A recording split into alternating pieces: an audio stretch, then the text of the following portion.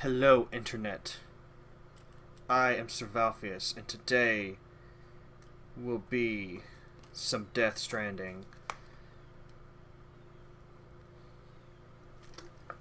It's been like almost a week since the last time I played this. Been almost a week since I completed the story.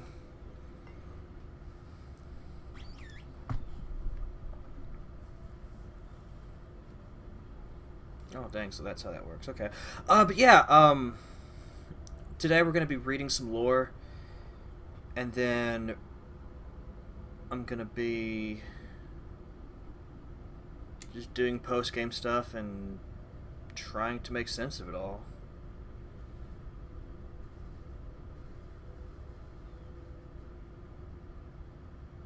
Yeah. I'm not entirely sure what all I want to say about this game, because it's like I've never really been much of a critic, right? Like I'm not much for reviewing stuff. Like I can toss a few thoughts, a few opinions out there, but usually I don't like dive deep into it. With this game, there is a lot to dive deep on, and I just I'm not sure I'll do it justice. But first, before we get to all that, we're gonna start playing some music, and we're gonna yeah.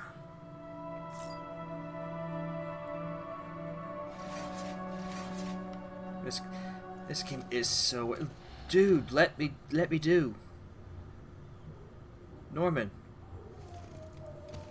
Thank you. Boom. Sometimes Norman's just like, no. No.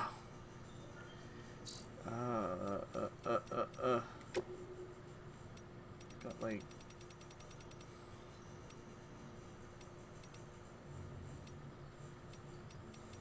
That was all the new stuff. Okay. That's a lot of no roar. That's a lot of low roar. Can't speak today. Which is fun because I'm going to be doing a lot of speaking today. Alright. Actually, no, I need to be in that menu. That's... Oh, God, why? I've gotten likes from 500 other players. Cool. Norman, I swear to Bob, you just need to let me do... Oh, speaking of Bob. You're right, but before we do anything else, we need to... Hey, bud. It's been a minute. Yeah.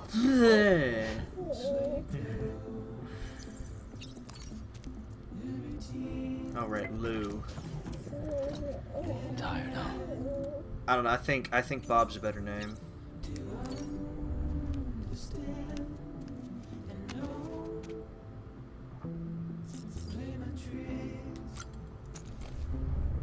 Right, so before I get too deep into it, let's just make sure that the audio is good.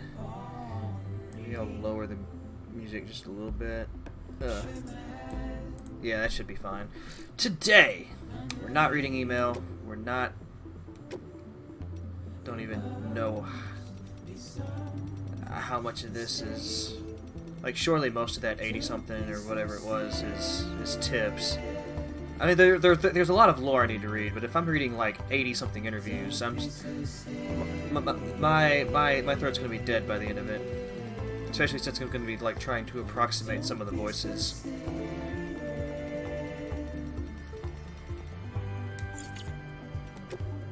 Wait. How many am I doing? 49. Okay. Well, I mean, that's not as bad as... Right, so I've already read some of the lore. Like, I was trying to start a tradition of reading it at the beginning of the streams, but that just didn't really pan out.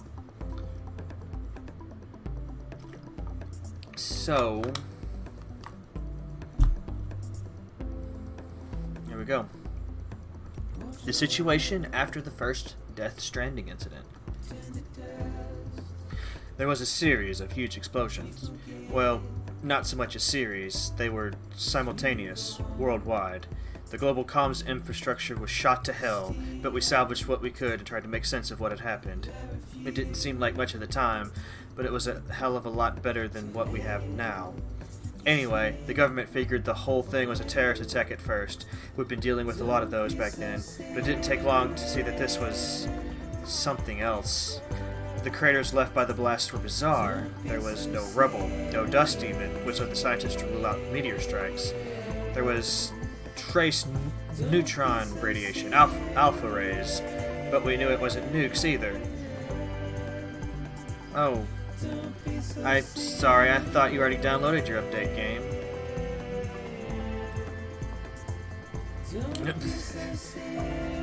It's gonna have to wait. We're bizarre, there's no rubble, no dust even, which is... Yeah, I wonder if that'll actually fuck with the network connectivity. Hold on. I'll finish reading this and I'll back out and figure it out. We're bizarre, there's no rubble, no dust even. Meteor strikes. There was... Some of the particles you detected we'd never even seen before. Chiralium, although we didn't know it at the time.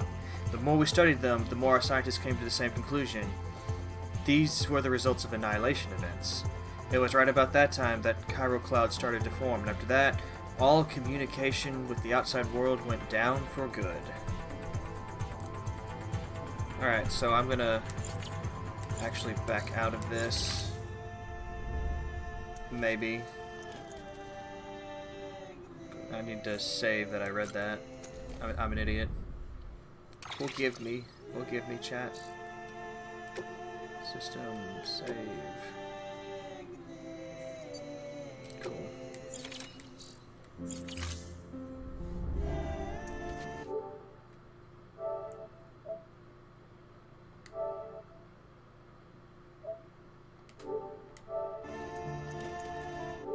Oh, how do I just close it?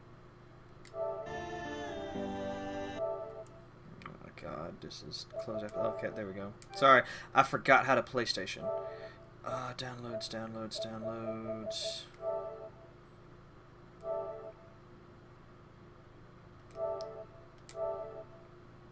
Alright, come on. So, while that's going, or not. Okay. I have no idea. No idea. So that was a bit of a false start, but maybe after this things can just go smoothly.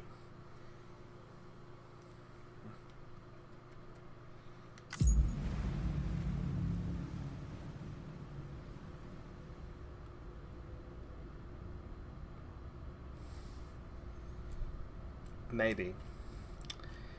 But yeah, it's good to get like a feel for the history of what happened. I wish some of the history would like the interview stuff is actually like okay, but like some of the other writing that like tries to explain what happened, kind of feels like it's not elegant. Like they're explaining stuff to Sam, who lived through it, and it's like he knows he's been there.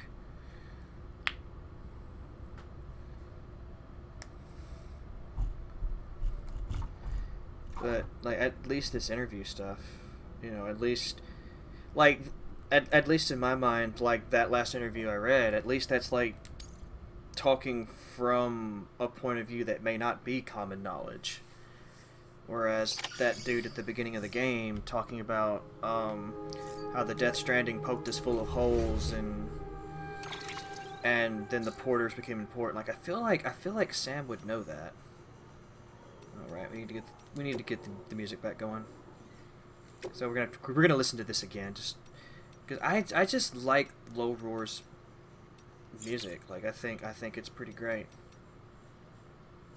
All right, so data didn't make the same mistake. Okay. The terrorist view of bridges. The first expedition set off without any problems. Both the advance party and the rear guard are en route to the west coast as we speak. They haven't reported any trouble with terrorists and the like yet, but the further out they go, the greater the danger. There's a hell of a lot of separatists out there who want nothing to do with the UCA. Some more extreme than others, perhaps, but there's no denying where they stand. Seems like just yesterday it was only ideological differences, strongly held opinions at worst. But then Chiralium started messing with people's heads, turning extremists into demons, mules into gestalt, and debate into violence. And now we're headed west into their territory. Invaders coming for their freedom. They're waiting for us, minds made up and guns in hand. Amelie and the others aren't looking for a fight. She's going to try to talk sense to people, convince them to join us. If all the cities sign on, our nation could rise again. No one wants to take anything from these people, only give them back what was lost. If only they could understand that. Locked-in syndrome. So it's been decided that Amelie will lead the expedition. In terms of talent and temperament, it was only ever going to be her or Sam Strand. But we don't know where Sam is, which made the decision easy. Besides, there's no denying she's special. Amelie was born on the beach, or rather her physical body, her Ha, that was born in this world, while her spiritual essence, her Ka, was born on the beach. Medically speaking, we weren't sure what to call it. In the end, we settled on a diagnosis similar to what's known as locked-in syndrome, a condition where the subject is mentally present, but physically unable to move their body, except for their eyes sometimes. The president was able to communicate with Amelie's soul on the beach, but her body remained as it was when she was born. But after a time, thanks mainly to the president's efforts, she began to show progress. Amelie's physical and spiritual selves gradually came together, and her body began to develop normally. It was right about then that we realized she was also a doomed sufferer and began to ascertain her incredible abilities. She can transport herself physically to her own beach. Guess it makes sense. The world is more real. That world is more real to her than this one. She may have overcome her initial struggles, but she still spent most of her life on the other side. And over there, time stands still, which is why even now she looks like she's in her 20s. Eventually, the president came to feel that her daughter had been through enough. From that point onward, all communication with Amelie would be via hologram. Even during the expedition, she wouldn't be in direct contact with most of the team. It's not a bad plan, to be fair. It'll help to keep her out of reach of terrorists for a start. No blue in the inverted rainbow. We humans are complex multicellular organisms. 60 trillion cells inside each one of us, they say. How many of those cells need to die for us to consider a person dead? Are there any cells in particular which determine whether a person is alive or dead? These questions are academic, of course. The exact point of death can't be calculated using cell counts. On the other hand, no one can deny the existence of degenerative diseases that gradually destroy more and more cells, leaving their victim effectively half-dead. And what about me? Most of my organs have been harvested from other people. They still work, of course. But could their original owner have been said to be alive? I really don't know. Incidentally, have you ever heard of a fun little experiment they once did with roundworms called C. elegans? These creatures are notable for glowing bright blue when exposed to UV light, but only when they die. It seems to be a reaction from the anthranylic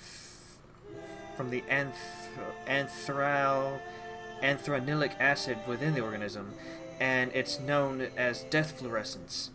Yep, that's right. Blue is very much the color of death, it seems. Can it therefore really be a coincidence that there's no blue in an inverted rainbow? Timefall strengthens an area's connection to the beach. This is something to do with chiral particles becoming excited, I believe. In spaces connected to the beach, electromagnetic waves with a blue wavelength can travel easily through the seam, leaking out onto the beach. Some people think that's where the blue from the inverted rainbow goes. Who knows? The fact that blue has a strong connection with death, though, that much seems pretty inarguable. Human sacrifices under London Bridge. Before I joined Bridges, I watched an old movie called My Fair Lady.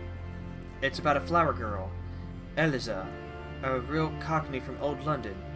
She meets this professor and he trains her to speak and act like a high-class lady. Anyway, I heard that My Fair Lady might have something to do with London Bridge. You know the song, right?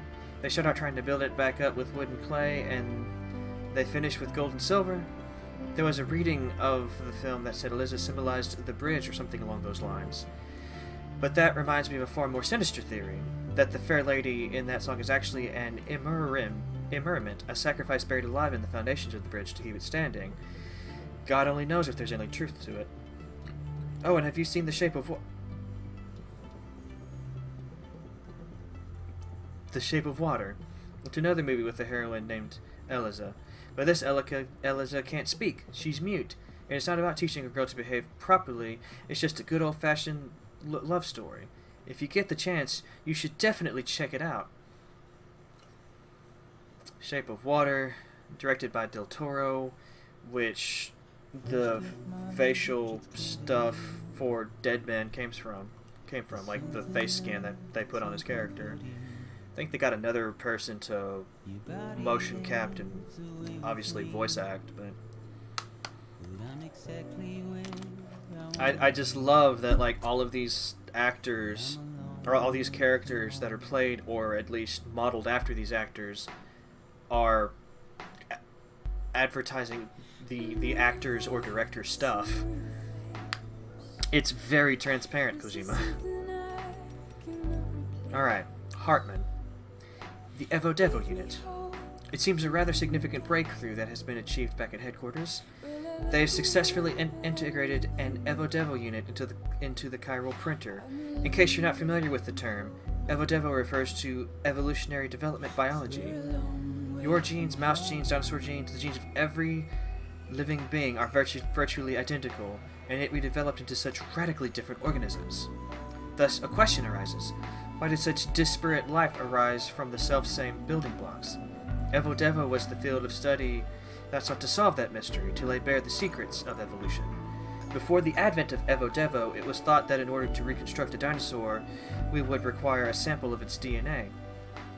However, thanks to this technology's ability to extrapolate from existing data, we could, with the correct stimulus, grow a dinosaur from the DNA of any living organism. We could, in essence, recreate the process by which dinosaurs evolved from primeval life forms. Oh shit. And Evo Devo unit applies the same principle to the problem of information and object reconstruction. With the help of the chiral network, we may take incomplete data, and indeed, incomplete objects. Turn this down a little more. 'Cause you're a part of me, and I'm a part of you.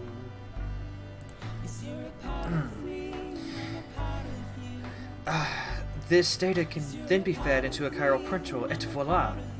Partial data yields finished product. The tech isn't viable for everyday use just yet, but when it is, it will be an incalculable benefit to our research and bring our reconstruction efforts forward by a matter of decades. Higgs particle. Oh wow, they even show where the interview happened. Near Mountain Knot City. Higgs Monaghan? Why, yes, I know the name.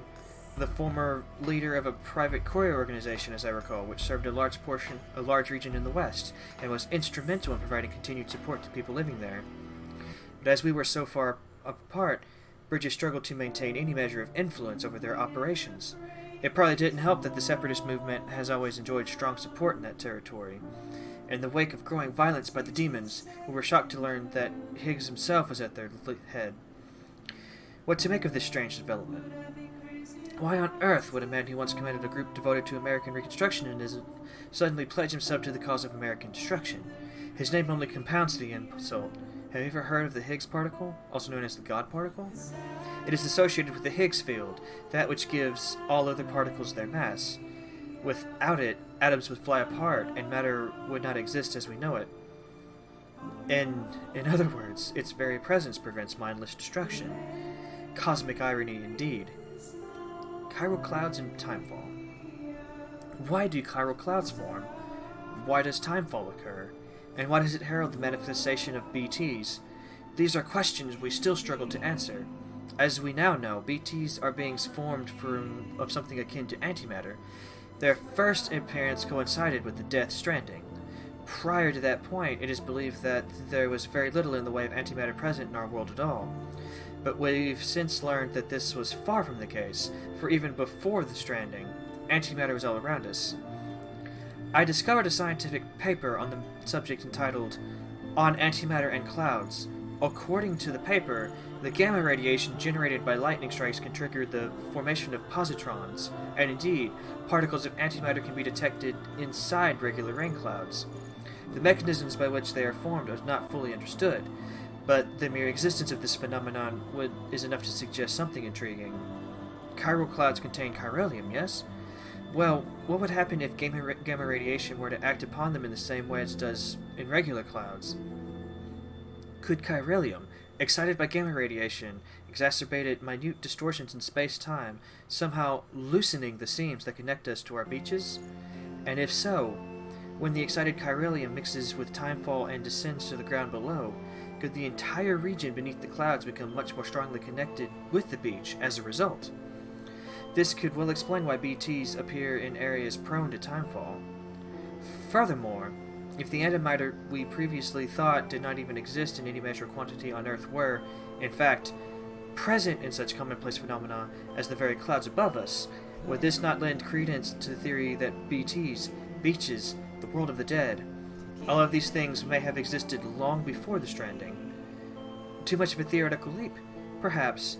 I do not deny our world has changed, drastically and irrevocably. Nevertheless, could it not be that the Death Stranding is merely the clap of thunder that brought this change to our attention, and not the change itself? The history of the Odradek. Does the name Sigmund Freud mean anything to you? He was a famous psychologist, the most famous of them all perhaps, but I digress. Freud formulated one of his most famous theories after observing his grandson playing with a spool of thread. The boy would throw the spool under the bed, thus ensuring that he could not see anymore. He would then wind the thread by his hand, gradually drawing the spool back towards him until it became visible again. He repeated this process several times. It was apparently a game he played whenever his mother was elsewhere.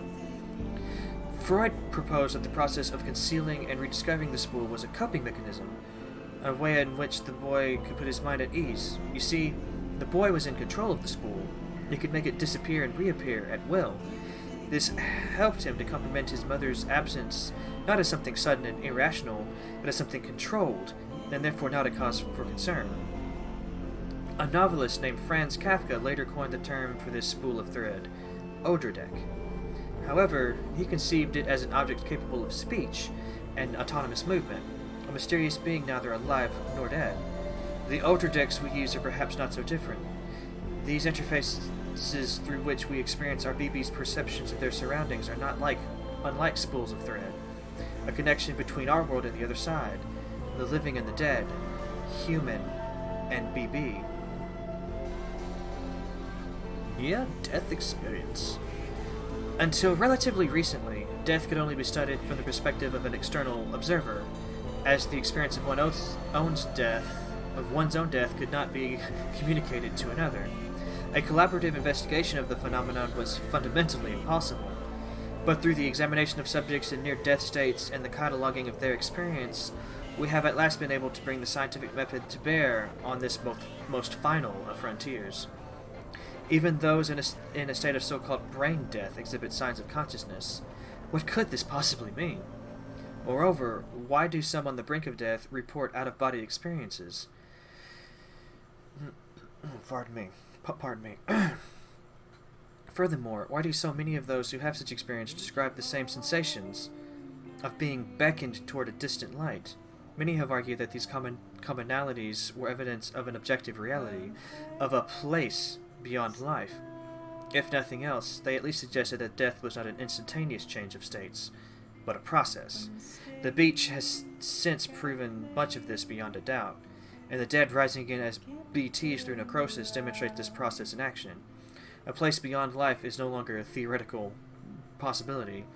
Its existence must be taken as incontrovertible fact. Cave paintings and stencils. Cave paintings provide an invaluable window into the lives of our ancestors, how they lived, what they experienced. Some have been preserved here on our continent, although most have sadly been lost to void-outs. The oldest of cave paintings of all are believed to date back 64,800 years or more, but all of those are, or perhaps were, in Europe.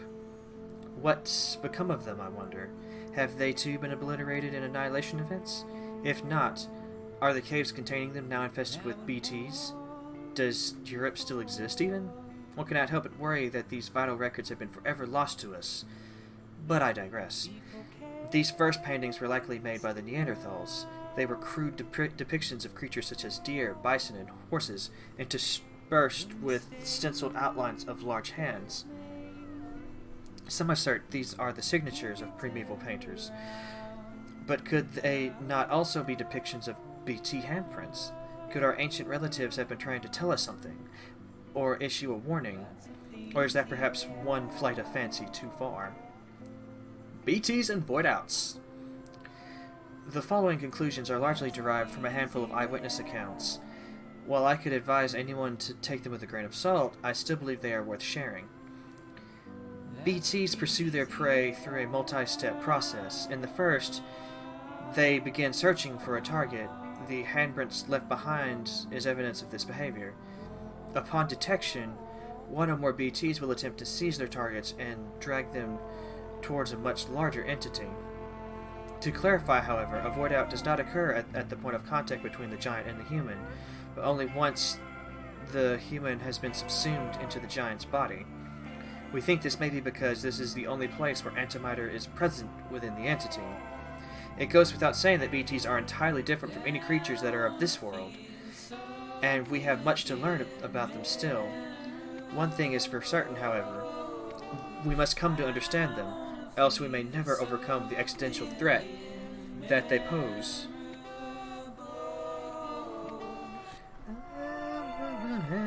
Something again. You know, it just occurred to me that a large portion of this video may be silenced because of how the VODs work on Twitch.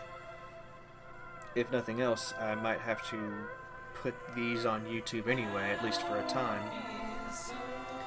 Neanderthals are not extinct.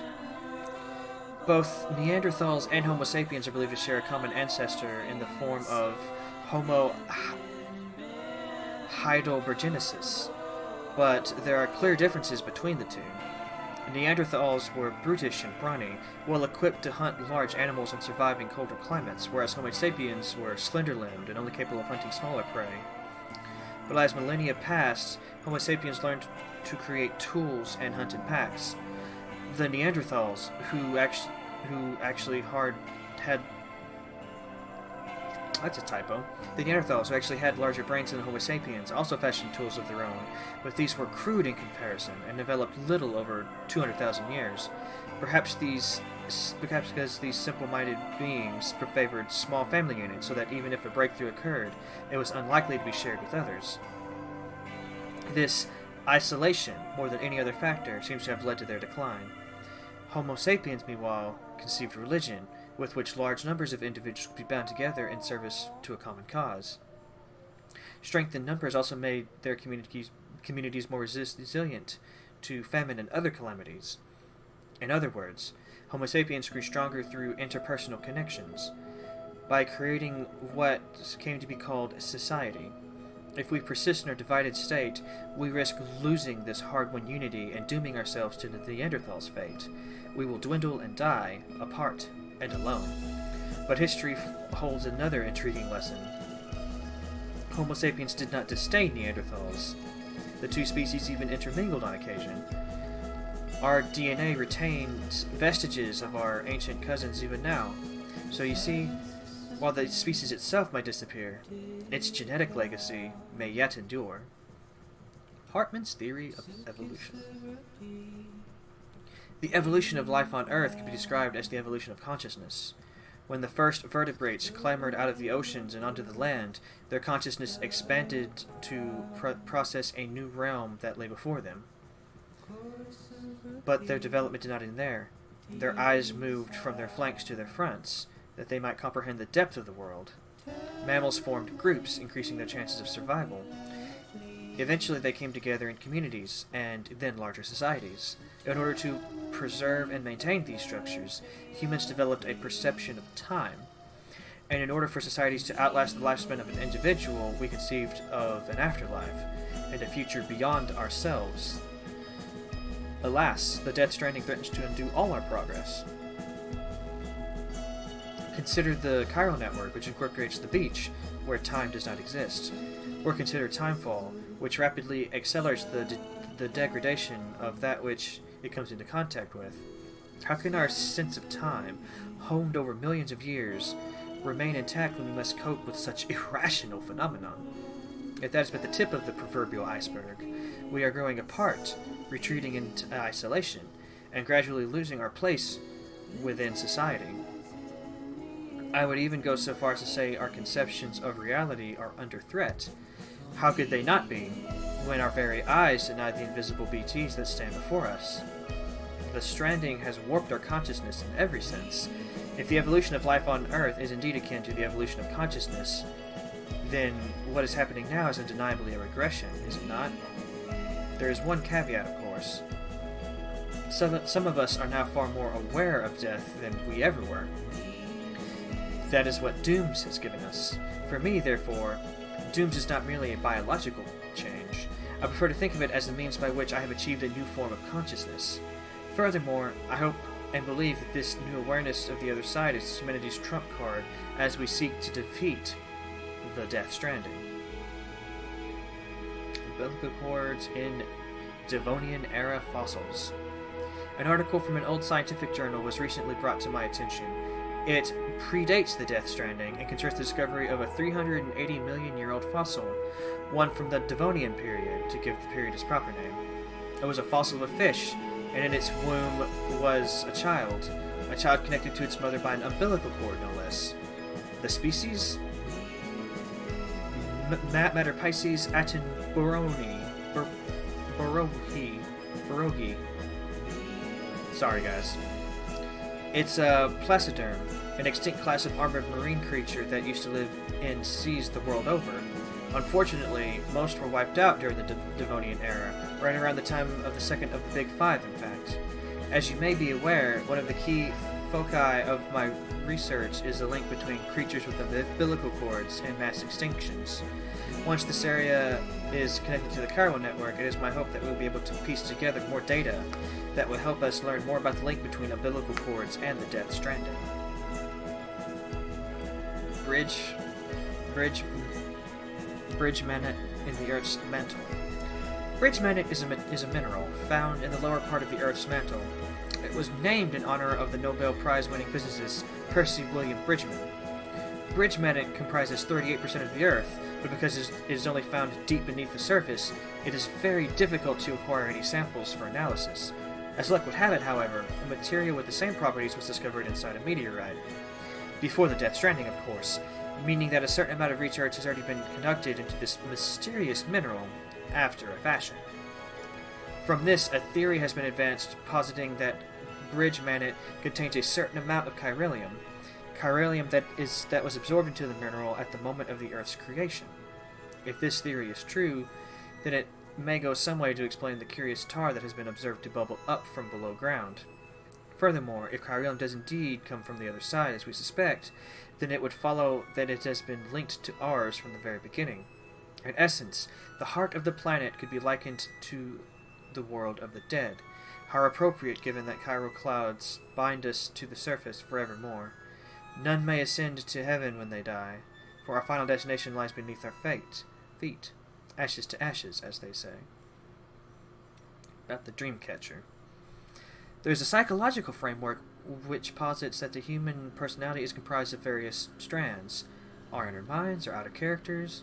Each is a strand, or thread, made up of yet smaller threads which intertwine with others to make us who we are. And in nurturing each strand, we become better people, and inure ourselves against psychological harm, or so the theory goes. As odd as it may sound, this is not an entirely dissimilar concept to the one which lies behind the most ubiquitous of Ojibwe artifacts, the Dreamcatcher. You've seen them before, yes? A woven web of threads said to protect the mind from harm by trapping nightmares, thus ensuring that only pleasant dreams pass through. It is no coincidence that these charms came to symbolize the pan-Indian movement of the 20th century. The many and varied Native American tribes strove to set aside their differences in order to foster a group identity, a singular dream. As such, it came to symbolize what made them one people, what united them. In essence, strands can represent that which makes us who we are, that which differentiates us from what we are not, and the bonds we share with one another.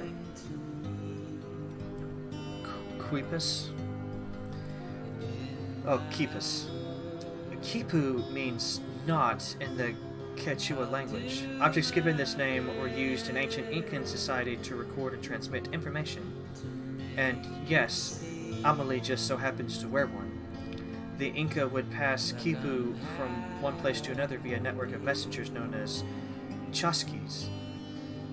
You might be surprised at the complexity that can be communicated through a simple system of knots, and not merely numerical data.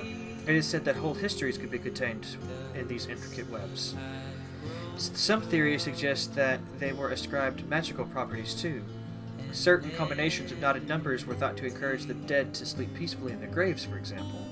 Thus, we see that the Quipu is at once a tool for communication, storytelling, and ritual. About Sam's return. Sam has returned, safe and sound. It has been about a month since he departed for Amelie's Beach. 30 days of relentless searching for us, though for him it must have felt like an eternity. I cannot imagine the isolation and despair he must have been forced to endure, a suffering known only by Amelie and Bridget.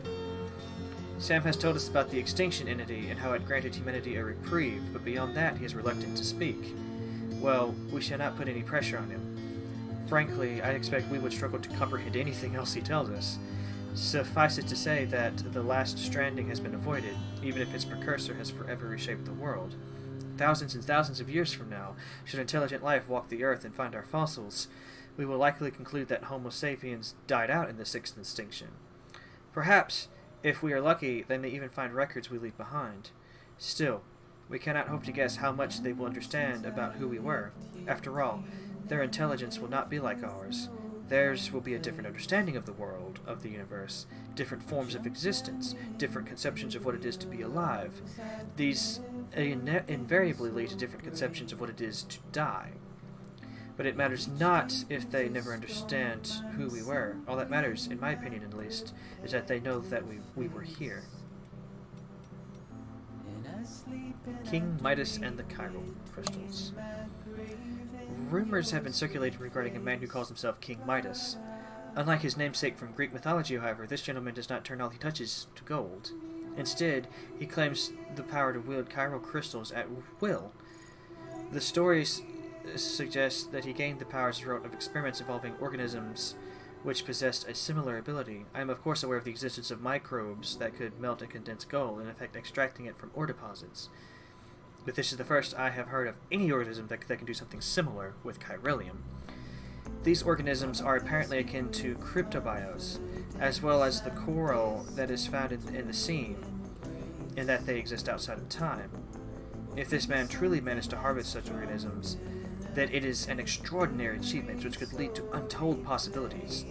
Veritable bioalchemy, even. Much like his mythical counterpart, however, King Midas is said to have paid a heavy price for his power.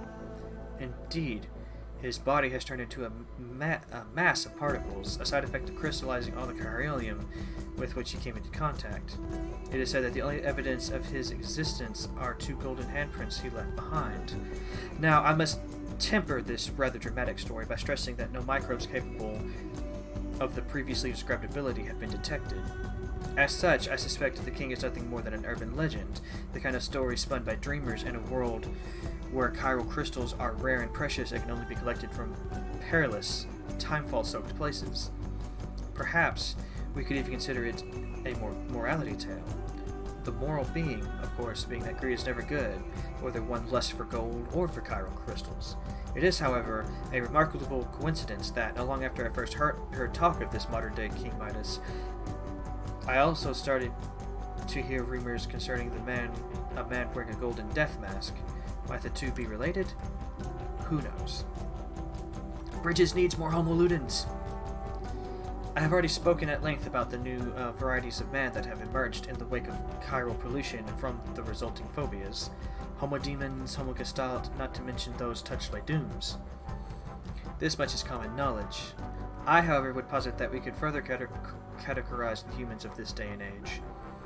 Take our comrades Mama and Lakne, for example. They are creators, are they not? People who use tools to make things. Craftspeople.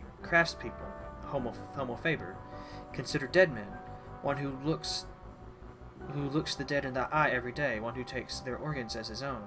His relationship to death is transcendental, sublime. It is, in essence, his faith, and he is a homo religiosus. As for myself, homo loquens, a linguist, one who seeks to understand this world through the language of science and logic. There is, however, a very special type of human, a breed that could serve bridges rather well, homo ludens, they who play. Be it deliberate or unintentional, homo ludens unite people, creating culture, shaping the very world around them. Not through violence, nor laws or proscriptions, but rather through metaphorical acts of play. I know of only one person who matches this description, the one they call the Great Deliverer, Sam Porter. Despite Die Hardman's best efforts, however, his whereabouts are still unknown. Alright, I'm going to take a moment to use the bathroom. Enjoy the music while I'm gone. I'm like 99.9% sure, yeah, it's another song is starting. I haven't reached the end of the playlist just yet. Be right back.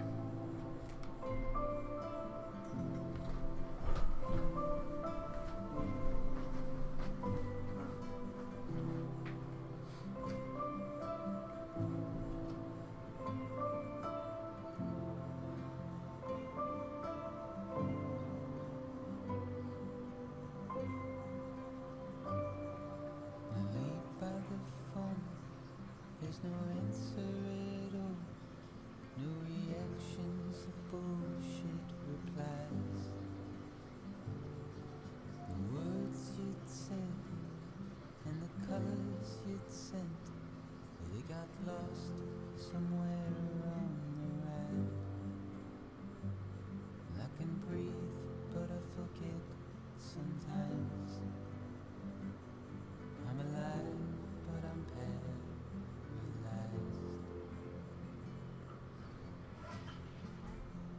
Oh, now what am I to do? What am I gonna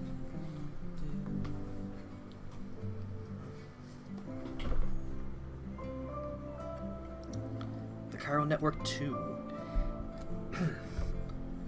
In a way, the Chiral Network makes use of the beach to allow us to travel through time. Sorry. See, sending large amounts of data takes large amounts of time, as you'd expect. But the thing about beaches is, well, time doesn't pass the same way in them as it does out here. It might not even pass at all. Think about how the light from the stars in the sky we see was produced thousands and thousands of years ago. Routing data through the beach is like jumping to a point earlier in that journey, thereby cutting it shorter. Much shorter. Just imagine, massive amounts of data transferred almost instantaneously. That's what we're trying to achieve with the Chiral network in a nutshell. In theory, the network allows us to reconstruct old data that would otherwise be lost, and to do so with fragmented resources. Using what's known as Evo-Devo analysis, we could take the finger bone of a dinosaur, say, and extrapolate that from that it's not only a dinosaur's form, but its composition, internal, external, even its thought processes to a degree. Anything's possible with chiral computing. In other words, we won't just be able to reunite a nation, we'll be able to reclaim everything we lost in the Death Stranding. More even. Theoretically, we could go back as far as the birth of the planet and beyond. And thanks to the beach, we'll be able to compile all that data in one place and reduce the processing time for even the most complex analysis to effectively zero. Drones and Singularity. And the Singularity. Yep, the bot is good to go. We're putting it through some field tests within the network service area. Should have the results before long. Delivery efficiency within a given region is expected to improve following a successful Cupid connection as well. No, that won't be a problem. The bot's just a cargo carrier. Human input is required to accept orders and set coordinates. Drone syndrome shouldn't be a factor. And the Singularity? Not a chance. Well, think about it. AI doesn't die. It might be upgraded or replaced, but that's not at all comparable to death. So it has no reason to fear it, you see. The concept is completely foreign, incomprehensible. Death comes to all living things, but only humans have the capacity to understand the implications, to imagine what it means to no longer exist. That's one limitation AI won't ever overcome. That's the reason it won't ever surpass human intelligence. Yeah, see, like, some of that is repetition from dialogue, I heard her say. Interesting. Lockney and Malingen. You know what we used to dream about? Seeing what's beyond those clouds up there. We've spent our whole lives living beneath the Chiralium sky. It's all we've ever known. And we also know that the world used to be so much bigger. Our parents told us. They were researchers who worked for NASA, though these days most people wouldn't know what that was. It went up in smoke around the same time America did, and all of our parents' work went with it. But we still have our dreams, the one thing parents gave us that can never be taken away. Malingen and I were named after a pair of craters left by meteors which struck the Earth 450 million years ago. Those craters are proof that this planet is part of something bigger, that we exist within a vast, interconnected universe. Come on, pop you damn arm. Okay, fine, don't. Our names serve as a reminder of this fundamental truth, symbols of our parents' hope that our isolation is only temporary. That's why we joined bridges, too, to bring the people of this country together again. And the only way to reunite this planet with the greater universe that surrounds it.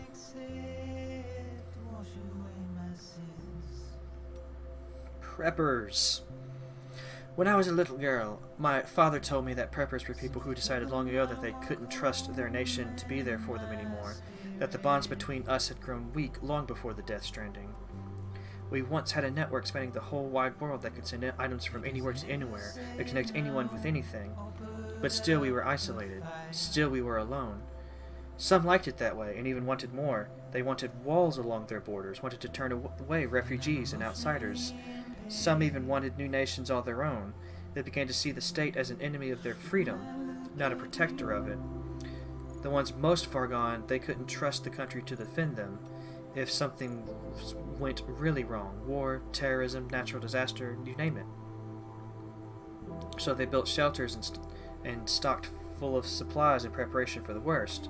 And then the worst happened, the Death Stranding. America ceased to exist, and their shelters became their homes, where they would live and where they would die. And while they hadn't prepared to live there forever, which is why they wound up relying on us couriers so heavily. My father and I didn't want to go back to the old America. We didn't want a country that pushed people apart. We wanted one that brought them together, that allowed them to support one another, and that was what we tried to work toward. We call these bugs cryptobiotes. We call these bugs cryptobiotes. They were recorded in reference books and databases back before the Death Stranding, but nobody ever thought to give them a proper classification, so cryptobiotes they stayed. They're named for the process of cryptobiosis, which means hidden life. When environmental conditions get too harsh or resources too scarce, cryptobiotes can shut down their metabolic processes and enter an almost death-like state in order to survive. Tardigrades and sleeping chiromanids are capable of this too, but cryptobiotes are on a whole nother level. They can survive anything and anywhere, even on the beach or in the sea. They aren't capable of prolonging only their own lives. Humans who eat them acquire a limited resistance to timefall too. You won't find them lying around just anywhere though. You need to know where to look. Not many people even knew they existed until recently, so next to no research has been done. But now that their beneficial properties has been recognized, I'm willing to bet they'll play an important role in helping us understand the beach, the Death Stranding, and everything else. My father came up with the name Fragile Express before I was born. The U.S. was Swiss cheese back then. All the void outs had left craters as far as the eye could see. People were losing their minds looking for a way out. They thought the government would have their back, but it was gone. All the systems, all the gears that kept their world running, kept their world turning, smashed to bits in a matter of seconds. When everything you know breaks, it's hard not to break yourself. Before our new network, there was an old one. The whole nation was online 24/7. Cameras and microphones everywhere, watching and listening and recording. There was a strange sort of comfort in that, people said. A certainty that someone, somewhere, would know if you were in trouble. But after the stranding, all that vanished into the ether. No one was looking out anymore. No one was coming to save you. A lot of folks died waiting before the rest caught on and took matters into their own hands. My father was one of the latter. He'd been working for a private logistics company, and he and some friends figured they were in a position to bring people supplies and prepare vital infrastructure Americans used to rely on to survive. They were builders. Men and women who understood the value of what was lost and wanted to reclaim it. My father and them really believed that they could get it all back, bit by bit, and make us whole. Make us America. It was a precious, fragile dream, like so much back then. But if they nurtured it, if they stayed true, they knew it could all be ours again. People, ideas, connections, all so fragile. The USA was nothing more than a network of people, and the connections between them. No wonder it broke apart so easily. But everything that's worth something is fragile. That's why I was given this name. My father's not with us anymore, but the bond between us remains, fragile though it is. Bridges staff. Oh dear, so this is going to be a bunch of different names then.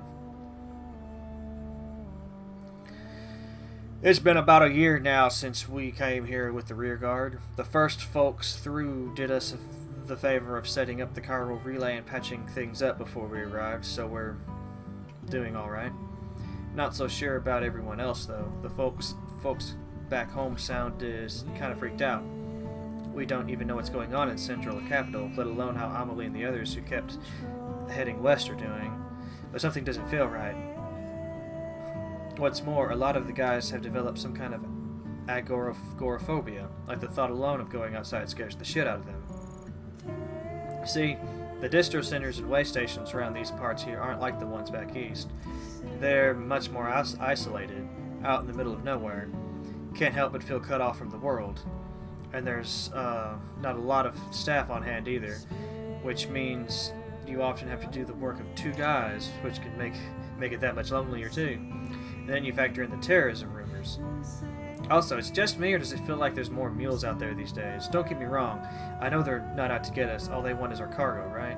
Well, that doesn't change the fact that they're not making our work any easier, especially since a lot of these guys used to be first-rate porters, and could run things around us if they hadn't, Still, for now, the network systems are up and running, and we're just holding out for the day when a second expedition comes through with the working Cupid. Till then, we'll keep things chugging along. That much we can do. For bridges and country, am I right? Timefall and power failures. I volunteered to join Bridges. Signed up with my brother Victor. See, we both remember when America was still America. When we still had planes and satellites. When we were still connected to everyone and everything. The world was different, bigger, and we wanted it back. He was chosen for the first expedition to hit the road damn near straight away. Me, I got to hang back here in Centro, which was okay, I guess. Corpse disposal means taking your fair share of Timefall in the line of duty. Oh, it's this guy. You get a sense for it after a while. A sixth sense of when the clouds are about to open up. Of course, the clouds themselves are a big tale, and an inverse rainbow is a guarantee you're in for some shit. But there are smaller signs too. Changes in the air, a smell on the wind. When it hits, you've got power outages to deal with. Far as I understand it, which ain't all that far, it's to do with high concentrations of chiralium causing electromagnetic interference or something, which also interacts with water and kicks up clouds of ozone, which then makes the temperature drop like a rock. Anyway, I may be used to timefall, but that don't mean I'm immune to it. Believe me, I'm younger than I look. Heh. My big bro take a lot of pleasure in telling me that if he could see me now.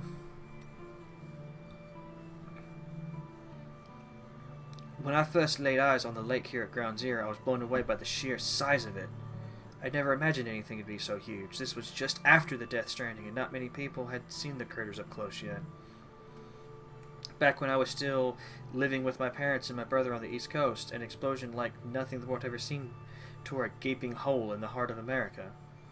There were all kinds of rumors floating around at the time, that it was a meteor, that it was a nuke dropped by another country, I was just a kid, but even I could tell the adults didn't have a clue, so you could imagine how I felt. And then we found out there had been other explosions, not just here in America, but the world over.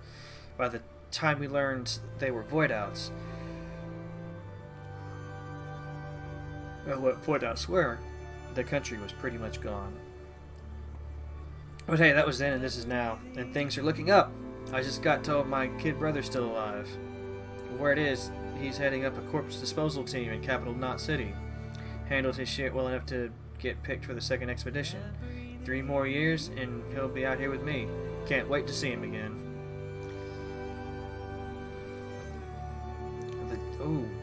We're starting to get into interviews with some of the preppers. Interview with the geologist, or maybe not. Oh well. We're going through all of them, so it's fine. I remember it was just before I joined the expedition when I found those documents in Bridges HQ. Research papers that predated the Death Stranding. People used to believe that dinosaurs had gone extinct at the end of the Cretaceous period, 65 million years ago.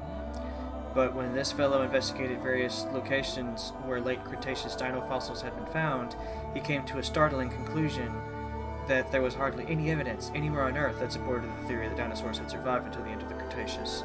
In other words, almost all of them had been wiped out long before that. The only place where there were fossils that did support the traditional theory was here, in North America, which suggested that this was the last part of the Earth to have been inhabited by dinosaurs. Not everyone agreed with this analysis at the time, but let's say he had the right of it. That would mean that there is evidence of a mass extinction hidden here, right beneath our feet, evidence which could prove invaluable in understanding the one on the horizon. Did the dinosaurs who happened to live here just get lucky? Or is there something special about this place that allowed them to survive? I'd love to get to the bottom of it, but I'm not sure I have what it takes. I'm not like Hartman. I don't have dooms or any other unique traits. Still, I want to make myself useful. I want to research the Stranding and help uncover the truth behind it. That's why I joined the expedition team, after all. Interview with the paleontologist. In the period since the very first forms of life arose here on Earth, the planet has witnessed a number of mass extinctions. As if you're no doubt aware, the most significant of these are known as the Big Five. The first marked the end of the Ordovician period, while the next, at the end of the Devonian period, wiped out almost all marine life. But the third of these extinctions, at the end of the Permian period, around 250 million years ago, was the worst. 96% of all marine organisms and 70% of land organisms died as a result. The fourth extinction finished off most large reptiles, though the dinosaurs managed to hold on until the fifth came along at the end of the Cretaceous period, 65 million years ago. We humans are evolved from the small mammals which managed to survive that particular catastrophe. Each of these 5 extinctions resulted in enormous changes to the natural environment. Species which were unable to adapt to these changes perished, while those which were ideally situated to evolve and thrive did just that. Evidence from records which predates the Death Stranding indicate that many scholars believed a 6th mass extinction was on its way, or that it may have already begun. There was something of a consensus regarding its cause as well, humanity's destruction of the environment. This led them to sound the alarm, warning the world of what was at stake. At the time, the greatest minds of the era believed that if the ecosystem could be preserved, and if humanity could learn to live in harmony with nature, then a future could be secured for all the world's species, humans included. But that was then, and this is now. If the phenomenon we are currently experiencing is indeed the 6th extinction, then it must be acknowledged that humanity is its main target. Is this divine punishment for our misdeeds? If so, then I suppose there is little that can be done. Perhaps there is no way forward for humanity now. Nevertheless, I refuse to give up. I will endeavor to find hope in our predicament. Oh no, the prepper interviews are below these, okay. See, I'm really looking forward to the prepper interviews because they're going to be like entirely different perspectives from like anything Bridges staff would have, or at least so I think. Anyway, interview with the Evo Devo biologist. I was born in a small... No, wait, that's the wrong game. I was born after the Death Stranding, so my conception of what the world once was is derived entirely from documents, photographs, and video. We didn't used to have timefall, for one, just regular rain. No chiral clouds, only traditional masses of suspended moisture, and one certainly didn't have to worry about tar bubbling up from underground in most locales. Humans could travel anywhere, even into space, and we were blissfully unaware of the beach's existence. Suffice it to say, there is no doubt that this is a period of sweeping change that will have lasting repercussions for all life on Earth. Given that, dooms may simply be humanity's way of trying to adapt and survive. A beach exists within the consciousness of every individual. But these environmental changes, they affect all life on a genetic level, do they not? This is what I thought to investigate them. Why I thought to investigate them, and the mediums through which I chose to do so is the tar which has become so ubiquitous. But you're not interested in that, I am sure. So you know, there is a very real possibility that we have already failed to adapt to the sixth extinction, that we are but another evolutionary dead end soon to be left behind. If that is the case, then it could be reasoned that the ones afflicted with dooms, and therefore blessed with an enhanced perception of the beach, are our successors who will survive and supplant us. I suppose that would be a shame, but it doesn't trouble me all that much. My research will survive me as well, and the doom sufferers can pick up from where I left off. They will carry on my genetic lineage too, for that matter. No, what worries me is that not even dooms will prove sufficient to endure this extinction. If that is the case, then humanity is doomed. It's certainly a possibility we have to acknowledge. But more than that, one question looms above all. Why now? Why like this? That's what I want to know more than anything. Somehow I doubt the dinosaurs and all the other species that came and went ever considered that question. Worrying over the reason for this and that is a uniquely human condition, I suppose. Yet this idle curiosity may be the key to understanding and overcoming the stranding. Tar bubbles up from the beach. I heard this area was pretty inhospitable before I got here. Got your fair share of mountains, obviously, but on top of that were all the rumors about the secret terrorist base or something. So I figured I was in for a bad time. But when me and the team got here, yeah, it was way worse than what we thought. Felt like we could get jumped any second, you know? I tell you what, though, I couldn't believe my eyes when I saw the tar out west. Wondered how the hell Amelie and her team made it through, but someone said it wasn't nearly as bad when they made the trip. I was sent out to take a closer look, and man, it was something else. And it hadn't been that long either. Hard to imagine all that bubbled up damn near overnight. Honestly, I felt like I was standing at the edge of the world.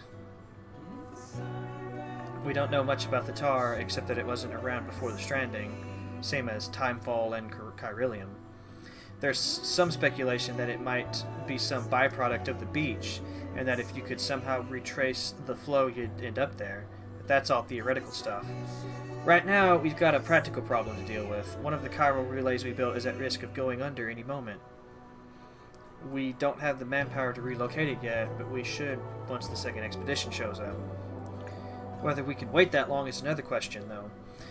Maybe you could tell them to get their asses in gear, if you get the chance. Prepper interview. The engineer.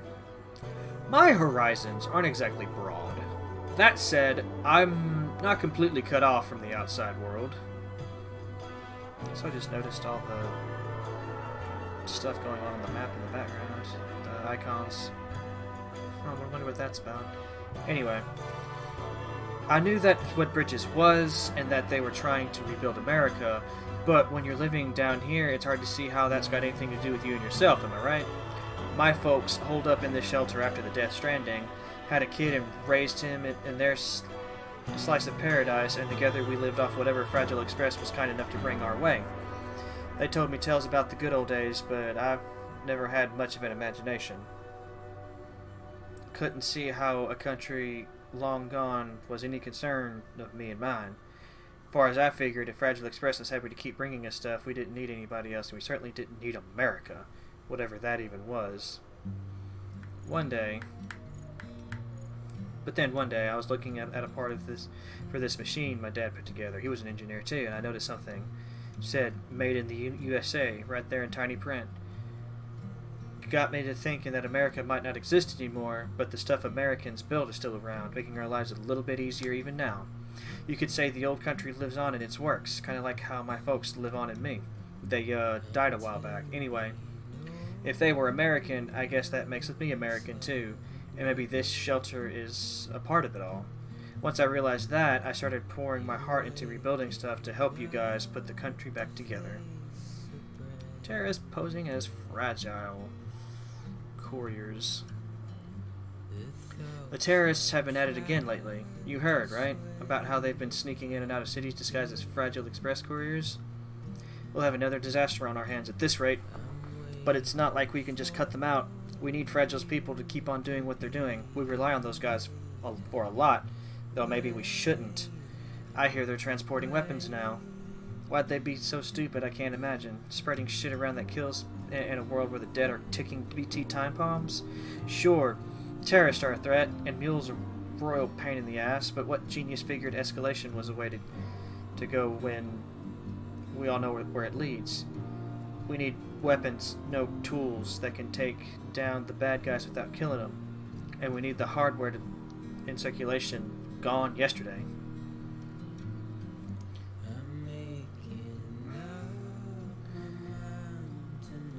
Sorry, my hand's actually itching for some reason. It's really bizarre. We can't keep folks from dying in accidents or getting sick. We can't keep them from dying, period. But the deaths we can put off, we ought to. Violence isn't just ugly, it's damn near suicidal in this day and age. Which is why I'm looking to make a bunch of less than lethal gear in the hopes that it'll prevent a few idiots from getting themselves and others killed. Proper time falls. The timefall farmers.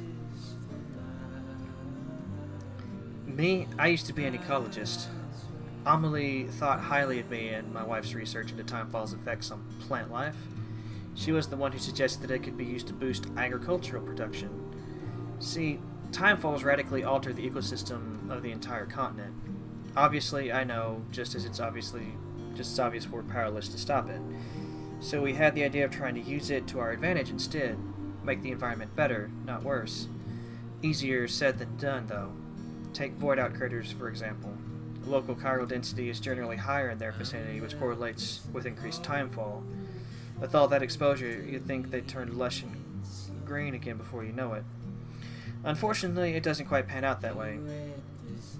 Nothing grows in any of them. Might be that timefall's done something to the soil, but the truth is I don't have a clue.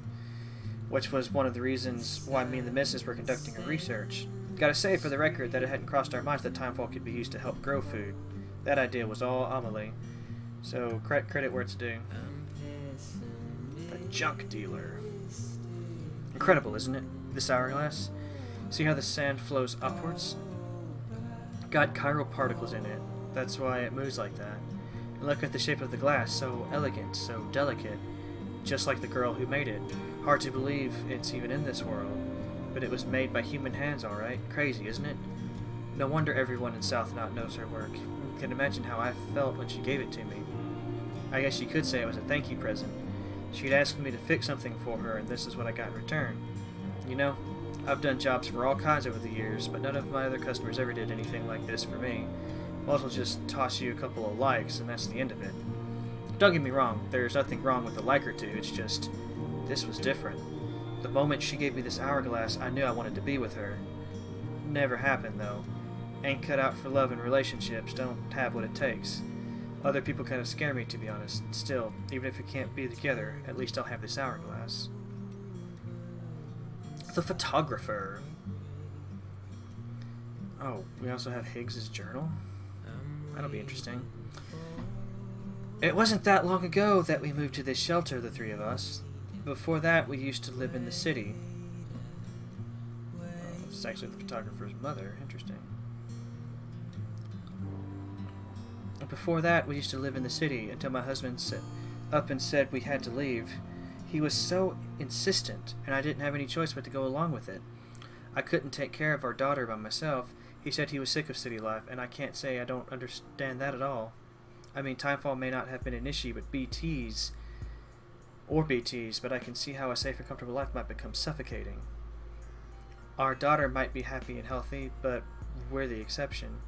Hardly anyone's even having children these days. You don't need a crystal ball to see where the world's headed. My husband says we're bound for extinction, says nobody's doing anything about it. People'd rather stick their heads in the sand and try to wait out the storm. If we don't figure out the Death Stranding and fix this world of ours, that's all she wrote. My husband says that a lot. So maybe he's just a guy with a camera, but at least he's doing something and so on. He's out again somewhere investigating something. Recently he started taking our daughter with him, teaching her to take photos of rocks and murals and the like.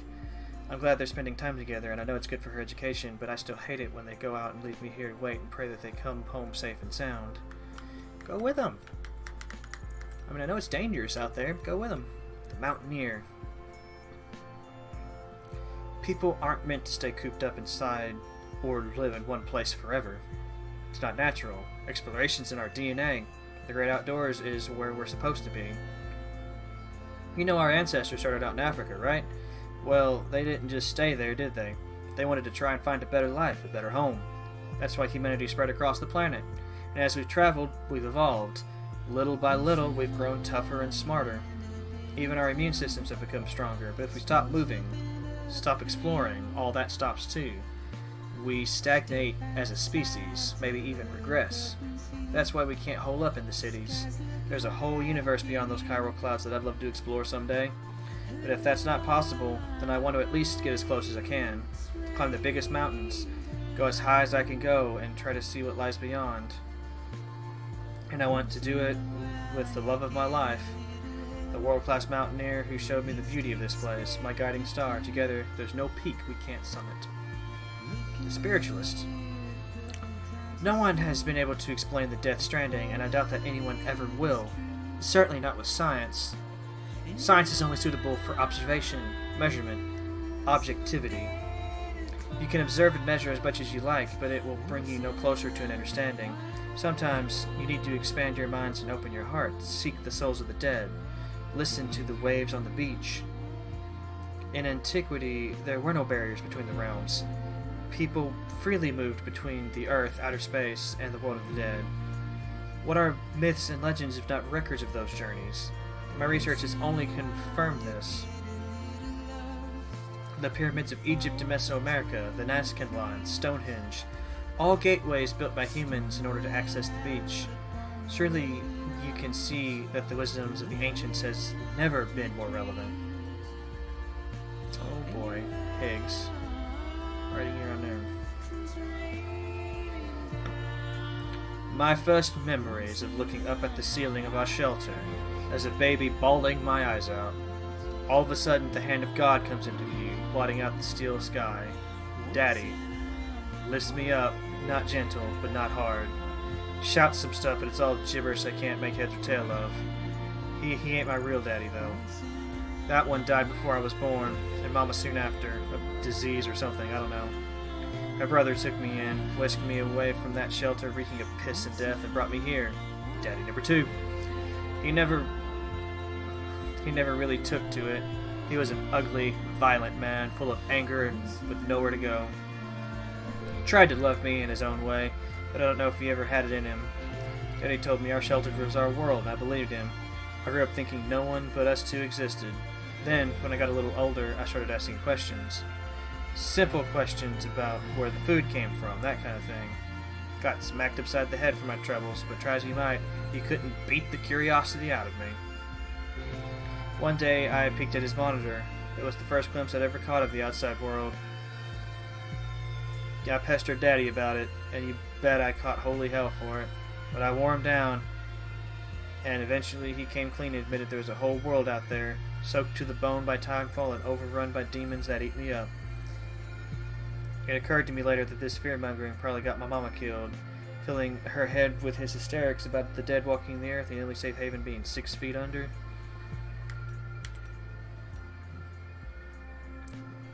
My mama entrusted me to her brother, so he had no choice but to raise me best he could. Say what you will about the man, but he had himself a sense of obligation. He might even have harbored a measure of affection for me, but whatever was in his heart he expressed with his hands, his fists. Any hopes and dreams he might have had for me, for us, fell by the wayside pretty quick. We slipped into a daily routines of warnings to stay the fuck inside, bookended by beatings to drive the point home. I think sometimes he sincerely believed that that was the only way to protect me, but I wasn't about to go on living like that. Can't cage a young boy's spirit. If I'd stayed, I'd have died, body and soul. I had to get out. Started hoarding supplies in secret, but he caught on. That was the beginning of the worst beatings yet. He was grabbing anything and everything within reach that he could use as a weapon. Tearing our shelter apart, smashing furniture, all the while wailing like a wounded animal, tears streaming down his face. He pinned me down, tears and spit flying in my face as he blubbered on about me not understanding his pain. His fucking pain. His hand around my neck, darkness creeping in from the corners. His fucking pain. His fucking pain. The kitchen knife in my hands, in his neck. His hands, his fucking hands, they grew weak and he just deflates, like a balloon all over me. I roll him off and I look into his glassy eyes, filled with his fucking pain in our steel sky. I didn't know how to feel after. I spent the night next to him, my mind a blank canvas, and in the back of it a nagging voice saying I had to dispose of it. Daddy hadn't told me much, but he had told me about how a body'd go necro, pop BTs and all that. Made for a good bedtime story. So I knew what would happen if I let him lie. Death had come into our home and turned it into a crater. His stink was starting to fill the room. I had to deal with him, had to get him out, get him as far away as possible. So I got my arms under his and dragged him out into a new world with a new sky, bigger, emptier, bare rocks dotted with bushes all around, mountains, fucking mountains off in the distance, chiral clouds hugging their peaks. My knees started getting wobbly and the world began to spin, and I knew the clock was ticking. Eyes down, gotta deal with Daddy. I'd been moving at a steady clip when I saw it, chiralium coming off Daddy, little motes of shimmering light. I was out of time. I laid him down in the dirt. Before I let go, I had a vision. My hands, still resting on his body, disappeared, vaporized to the finest mist, poof.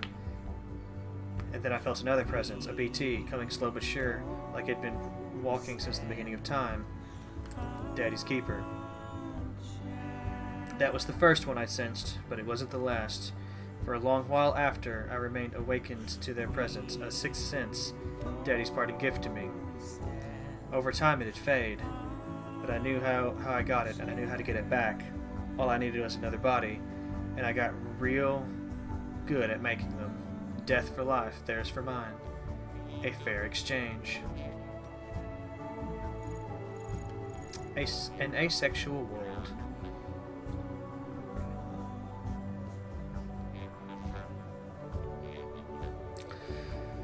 Records suggest that a widespread aversion toward physical contact and intimacy was a phenomenon that had been observed even before the Death Stranding. One contemporary report, for example, details the increasing popularity of the sexless lifestyle among young people. A growing percentage of the younger cohort were self-identifying as asexual, claiming to be incapable of feeling desire or attraction. Accordingly, such individuals were less likely to have children or engage in sexual activity. It should be noted, however, that many other unique sexual identities were being recognized during this period, such as demisexual, who are incapable of sexual attraction without an emotional connection, and panromantics, who confess an attraction unrestricted by sex or gender, albeit one not necessarily sexual in nature. One theory posits that the Stranding accelerated the proliferation of these sexualities. In a terrifying new world in which BTs roam and annihilation is an everyday occurrence, people had grown reticent to form emotional connections with others.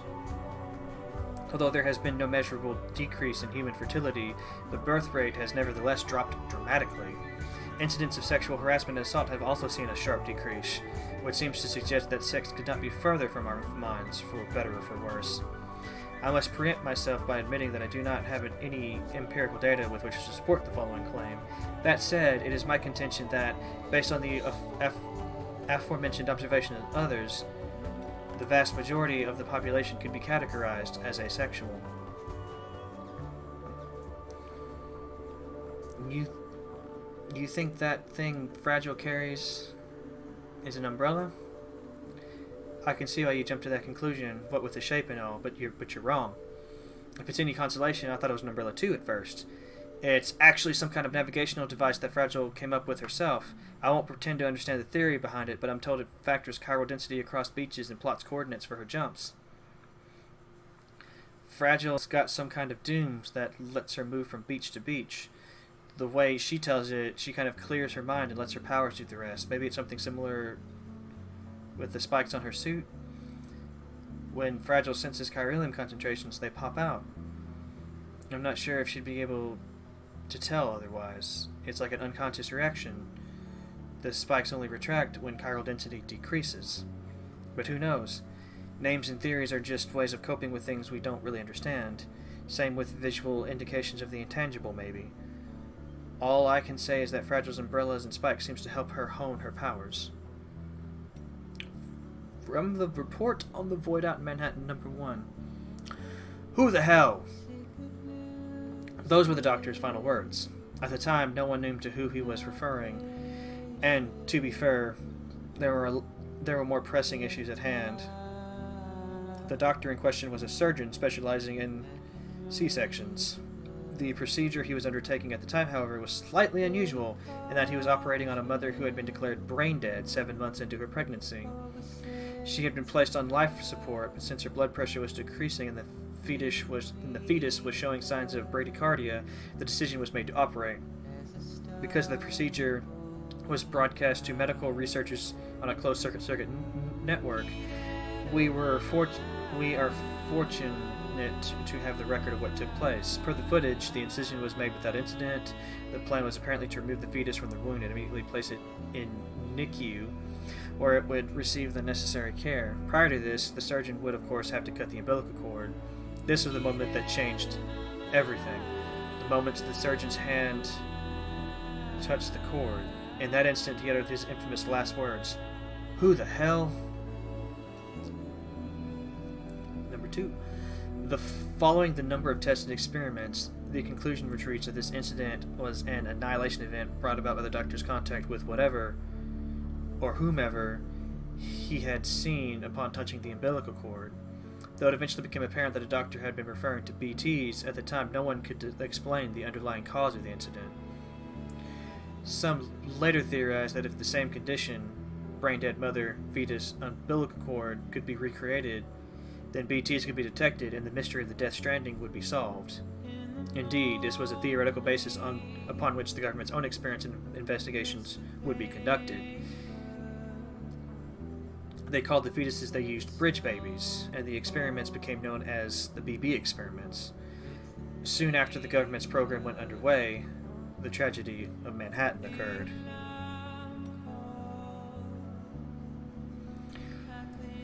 #3. The BB experiments were conducted at a Manhattan-based government facility in such extreme secrecy that little is known about them to this day. One thing that we know for certain, however, is that the experiments ended in tragic failure, and we were directly responsible for the total annihilation of the island of Manhattan, as well as the death of the president, who had been observing operations firsthand. He was succeeded by the then Vice President Bridget Strand, who shortly after her inauguration put an end to all further BB experiments and had that data destroyed. Well, that's a lie, but you know. When her strong and steadfast leadership in the wake of the Void Out, she made great strides in quelling the chaos and unrest that had spread throughout the nation. She vowed to rebuild America and devoted herself wholeheartedly to this end. In response, separatists who opposed Reconstruction emerged and steadily grew more aggressive in their activity. One faction even managed to acquire documents relating to the BB experiment. Some speculate that this data was used to restart them in secrecy. At the time, however, no BB units are known to have been successfully created, and BBs in general remained a taboo subject in government circles. So that's all the lore. Took me about an hour and a half. I knew it was going to take me at least an hour, but...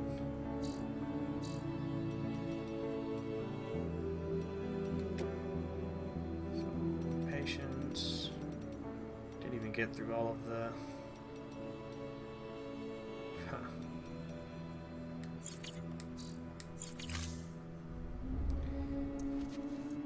So I'm not gonna wander around the eastern portion of the map. I'm gonna go to the central region. And there's not really much to do in the western region, is there? Actually, I'm kind of curious about something. And there's no... Well, actually, it's up there that I want to go.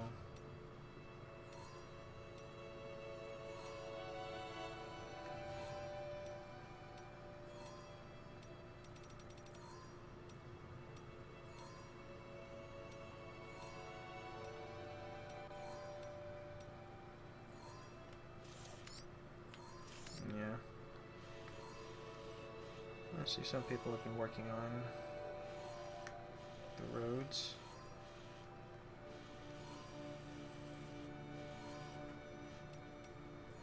So I want to see like what all's over here. It's probably tar now that I'm looking at it. I mean, how does that look compared to this stuff? I'm gonna see it with my own eyes though. Yeah. Been a while, Sam.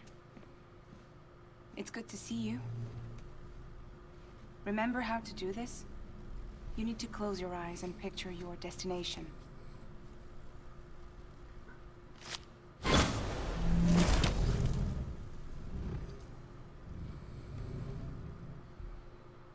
Right.